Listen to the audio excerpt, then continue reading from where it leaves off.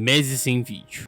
Eu sei, é muita coisa. Bem, primeiramente, eu peço desculpas por ficar sumido há muito tempo. Aconteceu tanta coisa na minha vida envolvendo trabalho de escola e entre outros problemas pessoais que acabou esgotando meu tempo tanto pra editar quanto pra gravar vídeo em si. Então, mais uma vez, me desculpem. Um aviso. Se você é uma pessoa sensível ou se assusta muito fácil, eu recomendo que você saia do vídeo ou assista com cuidado, porque o conteúdo que será mostrado nesse vídeo possui tópicos bem pesados. Então, veja pela sua conta e risco.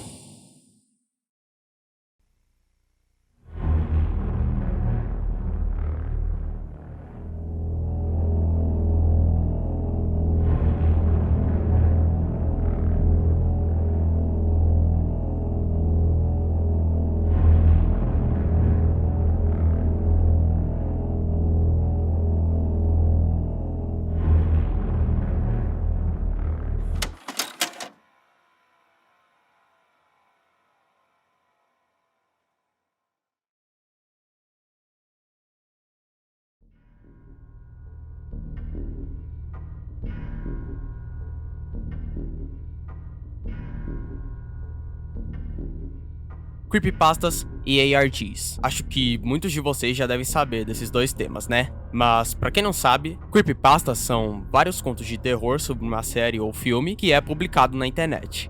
ARG é uma abreviação em inglês de Jogos de Realidade Alternativa, que possui como base situações do jogo que combinam com a realidade. Um claro exemplo disso é o jogo Andy's Apple Farm, que de cara parece ser um jogo infantil, quando na verdade esconde um caso misterioso. Enfim, com tudo isso em mente, vamos pro vídeo.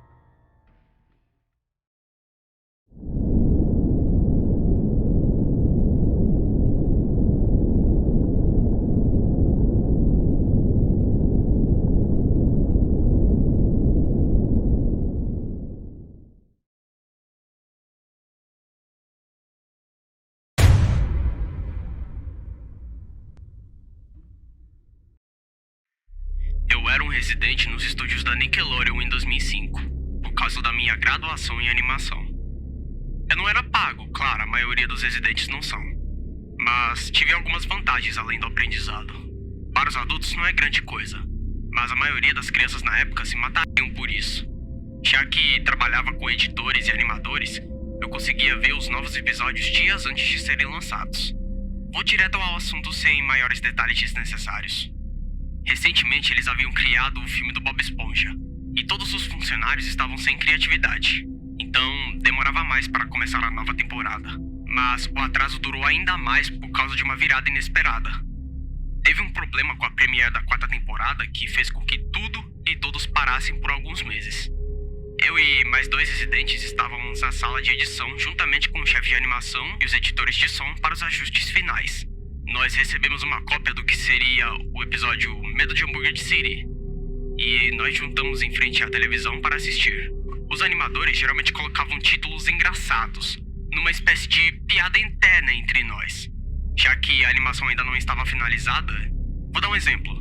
Títulos como o sexo não funciona, ao invés de Nana Neném Coxinha, que é aquele episódio onde o Bob Esponja e Patrick adotam um filhote de ostra. Nada particularmente engraçado. Então, quando lemos o título, O Suicídio do Lula Molusco, não pensamos em nada além de que seria uma piada mórbida. Um dos residentes até riu do título.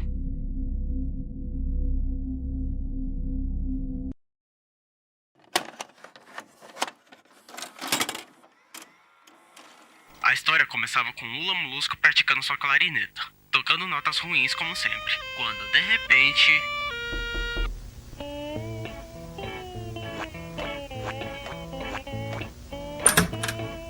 Só tem um segundo? Eu não tenho tempo.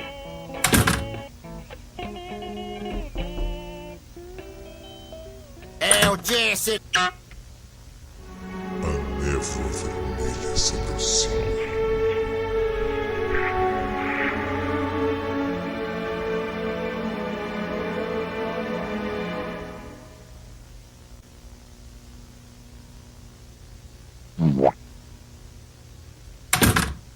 De repente, ouvimos Bob Esponja rindo do lado de fora.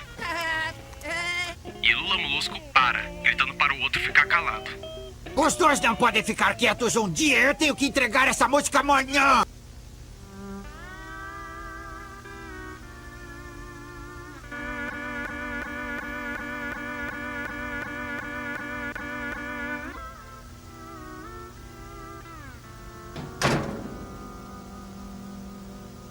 As bolhas de mudança de cena aparecem e vemos o final do concerto de Lula Molusco. E é por aí que as coisas começam a ficar estranhas.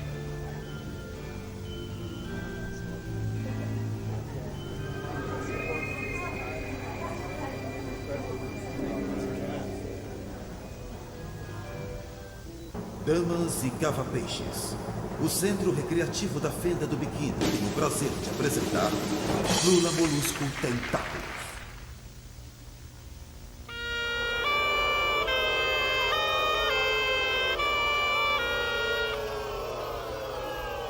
Não, esperem.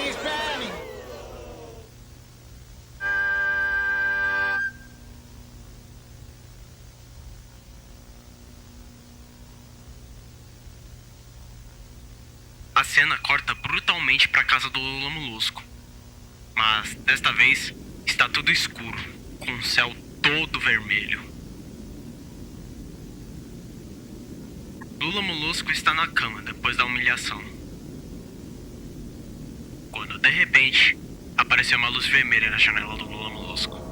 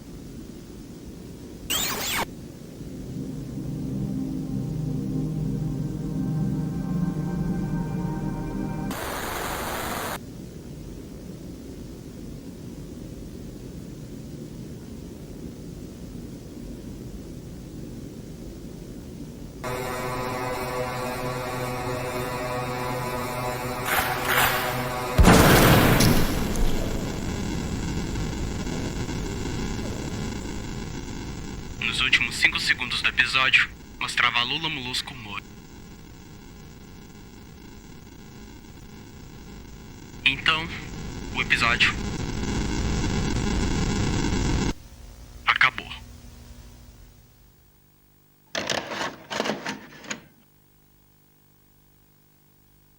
Postada pela primeira vez em 1 de setembro de 2010, Pelo que eu consegui encontrar, essa foi a creepypasta que fez a comunidade de terror crescer ainda mais. E é aquela creepypasta que te dava pesadelos quando criança, mas que hoje se tornou uma creepypasta sem pé nem cabeça. Que 9 anos depois dessa creepypasta ser lançada, ela conseguiu aparecer em um episódio oficial do Bob Esponja. E como já era de se esperar, essa cena foi alterada, colocando o Lula Molusco bebê ao invés do Red Mist. E aí, pai? Tá onde?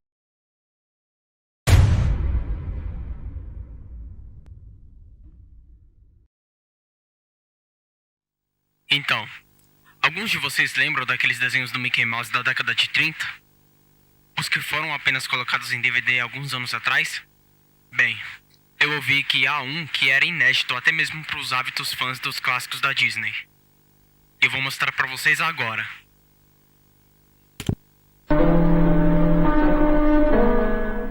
A fita começa com o Mickey Mouse, só que andando com uma expressão séria no rosto. Ficando assim por mais ou menos uns 3 minutos. Até que de repente, a tela ficou totalmente escura. Até o ano ou 2 mais ou menos, todo mundo pensou que esse era o fim do vídeo. Quando o Leonard Maltin estava revendo esse desenho para colocar na série completa, ele viu que essa fita era muito pobre para entrar no DVD. Mas queria ter uma cópia digital devido ao fato de que foi criado pelo punho do próprio Walt Disney. Quando ele conseguiu uma versão digitalizada em seu computador, foi dar uma olhada e notou algo. A fita tinha 9 minutos e 4 segundos. Depois do escurecimento da tela, a tela voltou. Só que, da mesma forma, Mickey andando com uma expressão séria. Só que a partir daí, começaram a aparecer vários sons estranhos.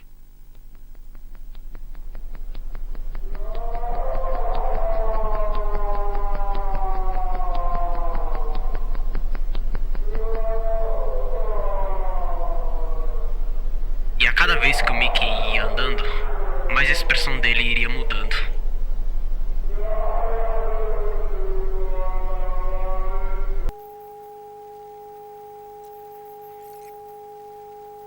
E o Mickey caiu morto no chão.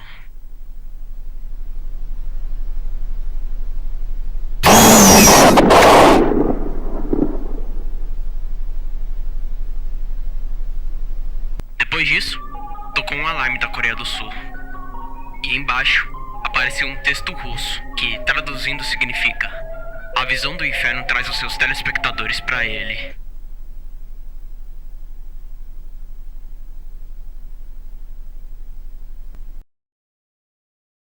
As primeiras evidências dessa creepypasta foi publicada pelo canal da KBT em 27 de outubro de 2009. Ou seja, é um especial de Halloween bobo. Mas, caso queira ver quem está por trás desse vídeo, eu recomendo ver esse vídeo do Fábrica de Noobs, onde ele descobre tudo sobre essa creepypasta.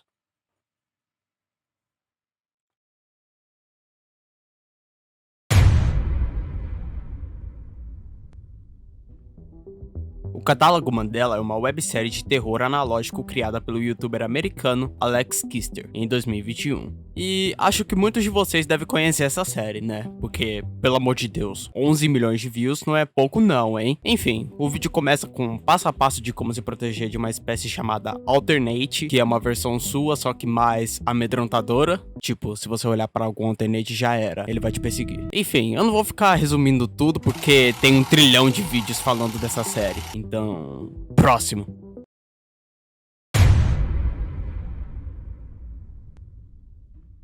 Herobrine, ou Herobrine é um personagem criado por um usuário no 4chan, onde temos essa imagem que começou com tudo isso. E de cara parece ser um print normal, com o dono do post pegando madeira e uma galinha passando. Mas quem está no meio das neblinas?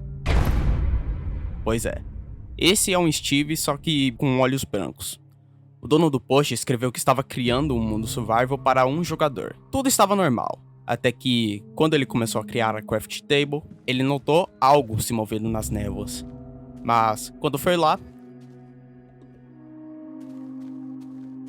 o Steve saiu nas névoas, assim, desaparecendo. E foi graças a essa lenda que o Herobrine ficou totalmente conhecido. E nesse mesmo post, ele fala que o Herobrine é o irmão falecido do Notch, que é o criador do Minecraft. Mas isso foi desmentido pelo próprio, falando que ele não tem irmão.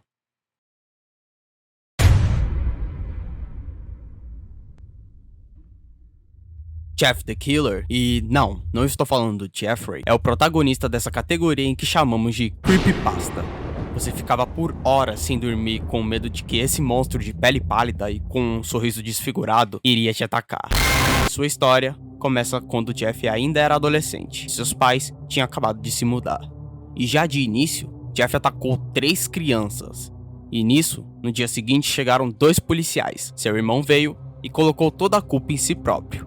Porém, tudo isso começou realmente quando Jeff foi em uma festa dos seus novos vizinhos, quando aqueles 3 garotos apareceram.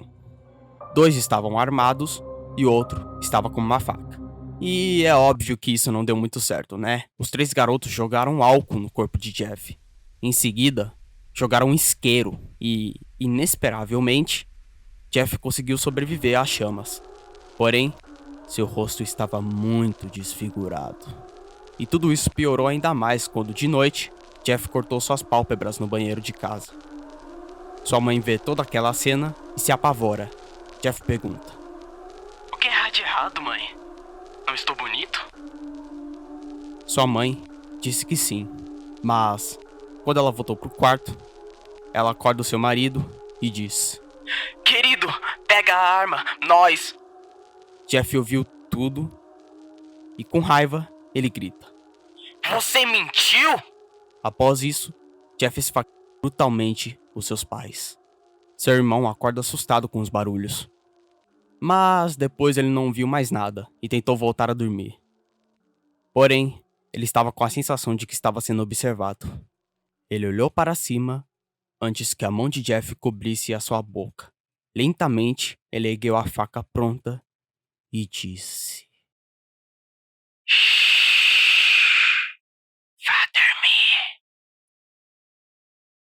Essa creepypasta foi contada pela primeira vez em 2008 pelo canal C0, que infelizmente foi deletado. Mas muita gente salvou o vídeo e repostaram no YouTube.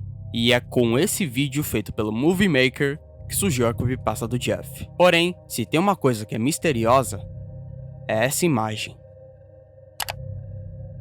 O que começou com uma postagem no Newgrounds pelo usuário Killer Jeff durante todos esses 16 anos, ninguém sabia a real origem dessa imagem. Muitos diziam que ela veio de uma montagem grotesca de uma foto da usuária Kate Robson e que, devido a essas montagens, ela se churrascou. Porém, essa história é falsa. E adivinha de onde essa imagem surgiu?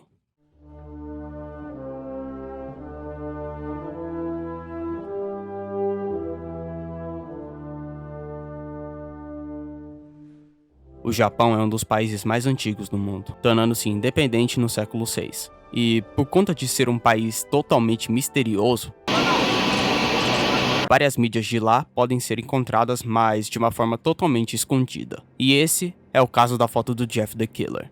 Em vários sites japoneses é possível ver várias versões da imagem de Jeff, mas, pelo que parece, a imagem original é essa aqui. Segundo rumores, essa imagem veio de um print de um vídeo onde uma mulher japonesa passa correndo, mas não foi comprovado ainda. Então, podemos dizer que a origem de Jeff the Killer continuará sendo um mistério até hoje.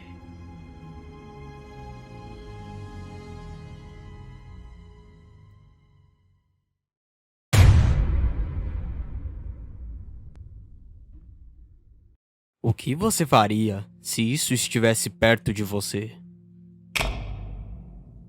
Considerado o primeiro mito da internet, Slenderman é um personagem criado em 2009, e nele consiste em um homem com a pele pálida, sem rosto, usando terno e com braços e pernas extremamente longos.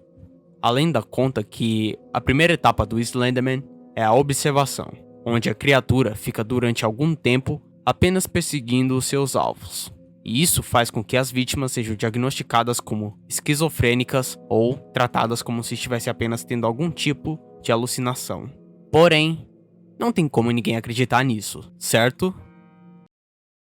Bem, no dia 31 de maio de 2014, em Wisconsin, nos Estados Unidos, duas meninas de 12 anos atraíram sua amiga para uma floresta e a esfaquearam 19 vezes. E o motivo, segundo elas, foi para apaziguar o Slenderman.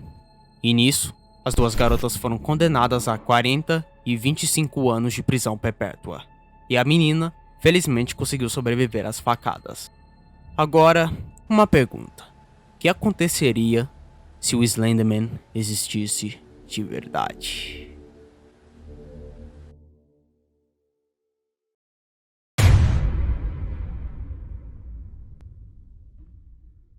A Fundação SCP é uma organização secreta com o objetivo de estudar todos os indivíduos, animais, plantas e seres humanos deste planeta que desafiam as leis da natureza e que podem causar um apocalipse para a humanidade. Quando o SCP é descoberto, a Fundação envia agentes para coletar e transportar para uma instalação da Fundação. E, se caso a transportação não seja possível, eles podem contê-lo em sua localização. Desse jeito, a Fundação possui 3 classes: as primárias, secundárias e as esotéricas. E no momento que estou gravando esse vídeo, o total de SCPs descobertos até agora são mais de 3.000, e a maioria deles estão presos na Fundação.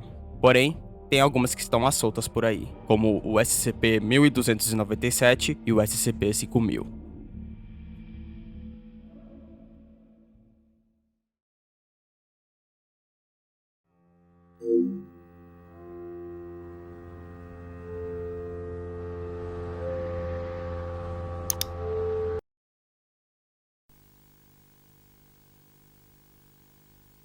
Existe uma coisa que o ser humano sempre irá temer: o desconhecido.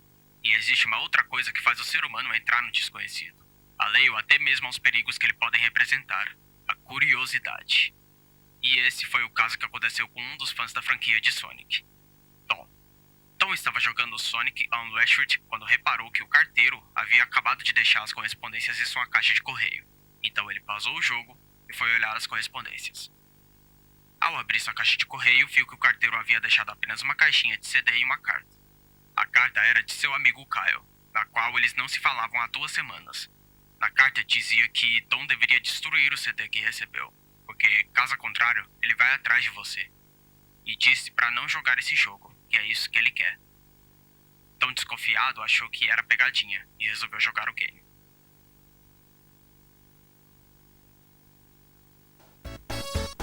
A tela começou normalmente. Bem, por enquanto. Tom reparou nos 3 arquivos de save e se espantou. O primeiro arquivo era um save de Tails. O segundo era o save de Knuckles, personagens que sequer existiam no primeiro game do Sonic. E o mais bizarro era que o terceiro arquivo era um save file nomeado como Robotnik, ninguém menos que o arqui-inimigo do Sonic. Vendo todas essas coisas estranhas, Tom não se sentiu atormentado e resolveu encarar o desafio, escolhendo Tails para começar o game.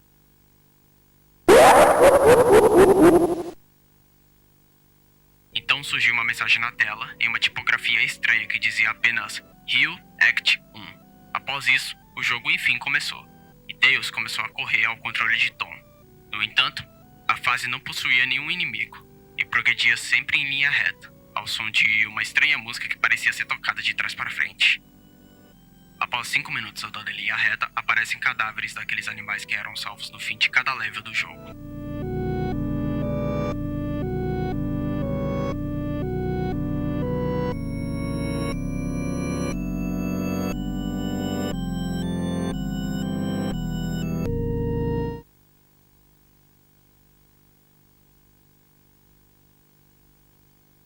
Andando ainda mais pra frente, ele se depara com Sonic, de costas e com os olhos todos fechados. Tom então começou a assistir o que parecia ser uma cutscene. Quando Tails chegou perto de Sonic e esticou seu braço para tocar nele... Bem, o relato contado agora é apenas um trecho incompleto da creepypasta. Caso queiram ver como essa coisa termina, está lá no site Creepypastas Fandom, link na descrição.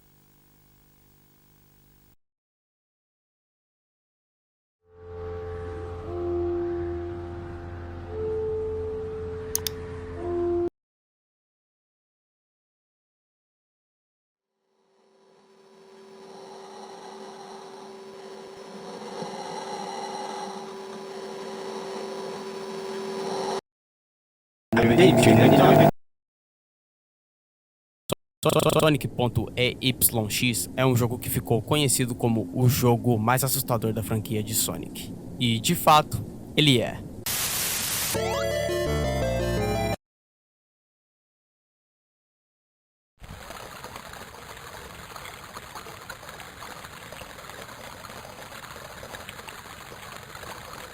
Vários jogos do Sonic misturado em um só. E muitos dizem que quem joga esse jogo tem um risco de pegar um vírus. Então, caso queira jogar, jogue pela sua conta em risco.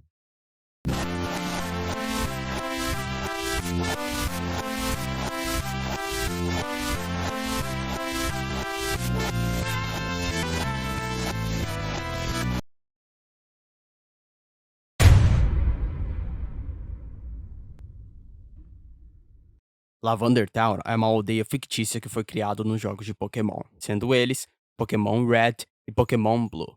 E Lavender Town é conhecido como o cemitério dos Pokémons falecidos. Porém, o mais assustador de tudo é essa música de fundo.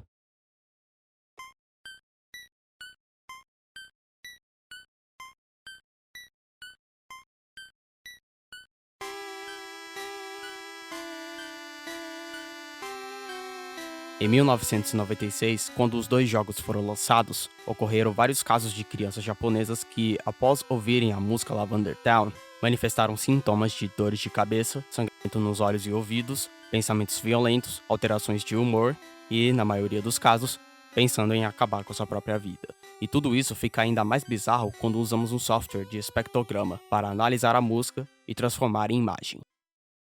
Ouve e preste bastante atenção.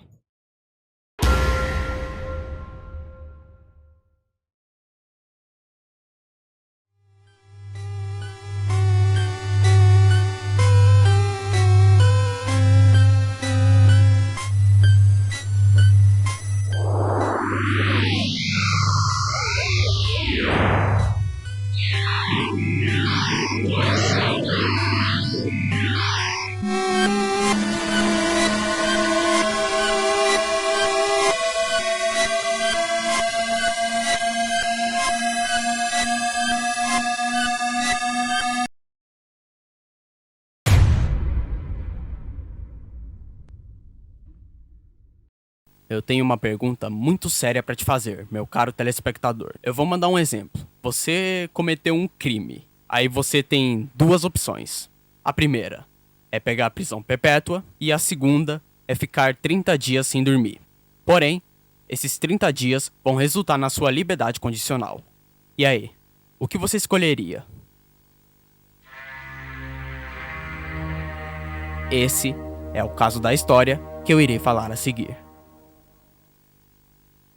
Tudo começou em 1940 em uma instalação secreta de teste soviética, em um experimento científico sancionado por militares.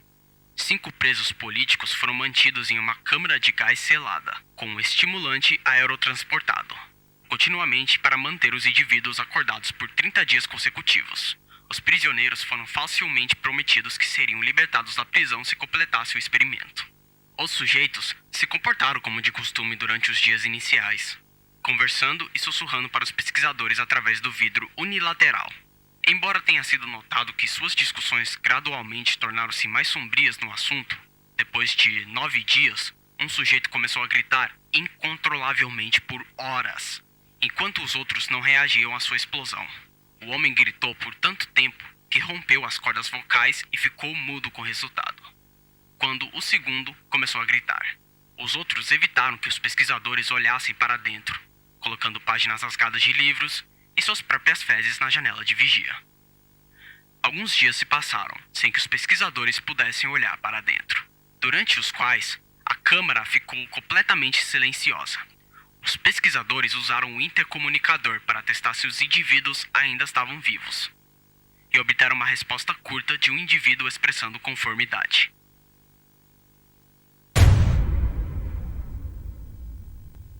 No 15º dia, os pesquisadores decidiram desligar o gás estimulador e reabrir a câmara. Os sujeitos não queriam que o gás fosse desligado, por medo de adormecerem. Ao olhar para dentro, eles descobriram que os 4 indivíduos sobreviventes haviam realizado mutilação letal e severa e estripação em si mesmos durante os últimos dias, incluindo arrancamento de carne, músculos, remoção de vários órgãos internos abdominais, praticando o autocanibalismo em si mesmos e permitindo 4 polegadas de sangue e água para se acumular no chão por meio de pedaços de carne do segundo sujeito no ralo, que foi encontrado morto no chão assim que a câmara foi aberta. Os sujeitos recusaram violentamente a deixar a câmara e imploraram aos cientistas que continuassem a administrar o estimulante, assassinando um soldado e ferindo gravemente outro que tentou removê-los. Depois de finalmente serem removidos da câmara, todos os indivíduos mostraram exibir extrema força, resistência sem pertencentes a drogas e sedativos. A capacidade de permanecer vivos, apesar de ferimentos letais e um desejo desesperado de permanecer acordado e receber o estimulante, também foi descoberto que, se algum dos sujeitos adormecesse, morreria. Depois de serem tratados de alguma forma por seus ferimentos graves, os 3 sobreviventes foram preparados para retornar à câmara de gás com estimulante por ordem dos oficiais militares, embora contra a vontade dos pesquisadores. Com monitores de EEG mostrando curtos momentos recorrentes do cérebro morto antes que a câmara fosse selada. Um dos sujeitos adormeceu e morreu. E o único sujeito que podia falar gritou para ser imediatamente selado na câmara. O comandante militar ordenou que 3 outros pesquisadores fossem fechados durante a câmara ao lado dos 2 sujeitos. Um pesquisador imediatamente sacou sua arma e matou o comandante e o sujeito mudo, atirando na cabeça de ambos, fazendo com que outra pessoa fugisse da sala. Com apenas um sujeito sobrevivente, o aterrorizado pesquisador explicou que não se permitiria ser trancado em uma sala com monstros que não poderiam ser mais chamados de pessoas. Ele perguntou desesperadamente qual era o assunto, para qual assunto sorriu e identificou a si mesmo, e a outros assuntos caídos como mal irimente dentro da mente humana que é mantido sob controle pelo ato de dormir. Após uma breve pausa, o pesquisador atirou no coração do prisioneiro e, com seu último suspiro no chão, o sujeito murmurou suas palavras finais. Mambole, posti, sablone, ou em português, estávamos quase livres. É de te fazer pensar. O que aconteceria se o ser humano ficasse por muito tempo sem dormir? Bem, Isso foi registrado na década de 60, quando o estudante americano Rand Gardner ficou 264 horas sem dormir, o equivalente a 11 dias. Depois do ocorrido, o Guinness Book não considera mais os recordes relacionados ao maior tempo sem dormir, por conta da prática que é bem perigoso.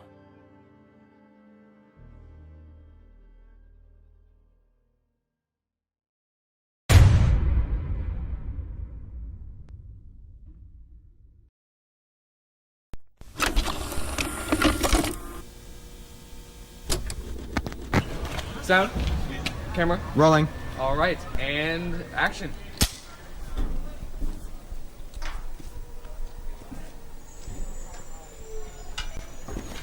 All right, cut.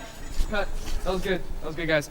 All right, that was good. I'm thinking we get a wide angle, and then we're done. Okay? All right. Yeah, cool. Like how much further? Like A little more.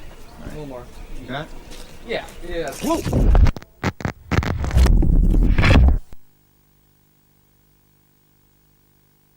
Backrooms, ou Bastidores em português, é uma creepypasta que foi criado em 2019, quando um anônimo escreveu em um fórum do 4chan para postar fotos que o faziam se sentir mal. E uma delas é uma foto de uma sala vazia conhecida como Liminal Space, que foi originalmente publicada um ano antes, em 2018. E essa imagem acabou chamando a atenção de um cara fanático por terror, Ken Pixels. I was just looking for things to do. I was doing little tests here and there, just sort of stumbling around till I found something, and I came across, it was a really simple beginning, really. I just came across one of the Backrooms images again. I thought it was neat because I love environmental horror. E foi graças a esse vídeo que a fandom das Backrooms começou a crescer.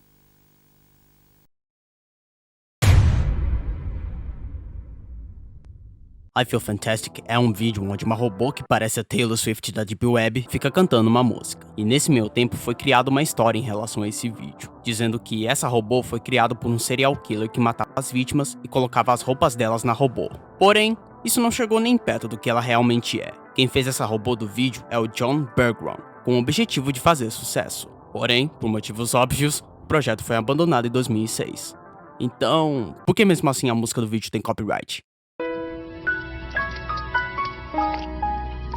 Agora deu carai mesmo, viu? Deu a porra.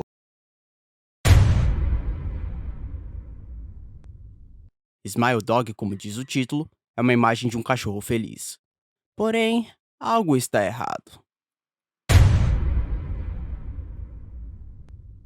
A lenda diz que todo mundo que olha para essa imagem ficou totalmente paranoicos ao ponto de acabar com a sua própria vida. E o mais bizarro de tudo é que a origem da creepypasta ninguém sabe até hoje. Mas da imagem, sim.